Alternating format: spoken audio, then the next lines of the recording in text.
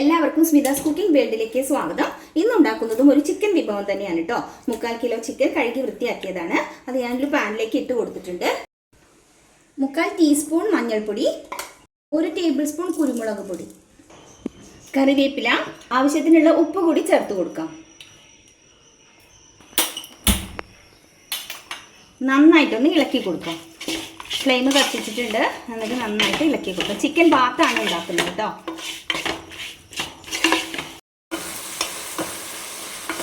ചിക്കനിൽ നിന്നുള്ള വെള്ളമെല്ലാം ഇറങ്ങി വന്നിട്ടുണ്ട്.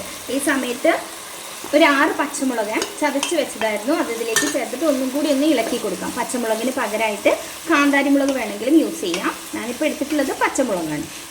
നുള്ളും ജീരകം കുറച്ച് ചേർത്താൽ മതി കേട്ടോ. വീണ്ടും നന്നായിട്ടൊന്ന് ഇളക്കി കൊടുക്കാം. ഇതൊരു പകുതി വേവാവുന്നത് വരെ ഇങ്ങനെ ഇളക്കി കൊടുക്കാം. വേറെ വെള്ളമൊന്നും ചേർക്കാൻ പാടില്ല. ചാനൽ ആദ്യമായിട്ടാണ് കാണുമെങ്കിൽ സബ്സ്ക്രൈബ് ചെയ്യാൻ മറക്കരുത്. തൊട്ടടുത്ത് തന്നെ ബെല്ലൈക്കൺ കൂടി ഒന്ന് ക്ലിക്ക് ചെയ്യും. 3 ഓപ്ഷൻ കാണാം. അതിൽ ഓൾ വേണം സെലക്ട് ചെയ്യും. എങ്കിൽ മാത്രമേ ഞാൻ പുതിയ വീഡിയോ അപ്ലോഡ് ചെയ്യുമ്പോൾ നോട്ടിഫിക്കേഷൻ ലഭിക്കുകയുള്ളൂ. ചിക്കൻ ഒരു പകുതി വേവായിട്ടുണ്ട്. ഇതിലേക്ക് ഒരു മുറി നാളികേരത്തിൽ നിന്നുള്ള 2ാം പാലാണ് ചേർത്ത് കൊടുക്കാം.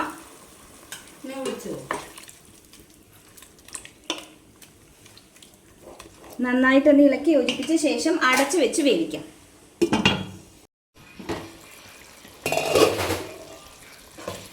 ചിക്കൻ എല്ലാം നല്ല പാകത്തിന് വെന്താണ് ഇരിക്കുന്നത്. ഇനി ഇതിലേക്ക് നാളികേരത്തിൻ്റെ 1ാം പാൽ ചേർത്ത് കൊടുക്കാം. നന്നായിട്ടൊന്ന് ഇളക്കി യോജിപ്പിച്ചെടുക്കാം. തിളയ്ക്കേണ്ട ആവശ്യമില്ല. ഒന്ന് ചൂടായി വന്നാൽ മാത്രം മതി കേട്ടോ. ഇപ്പം ആകമായിട്ടുണ്ട്. ഇത് മതിയാവും. ഫ്ലെയിം ഓഫ് ചെയ്യാം. അപ്പം സിമ്പിളായിട്ടുള്ള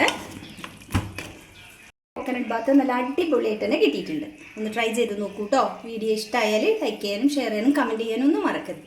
താങ്ക്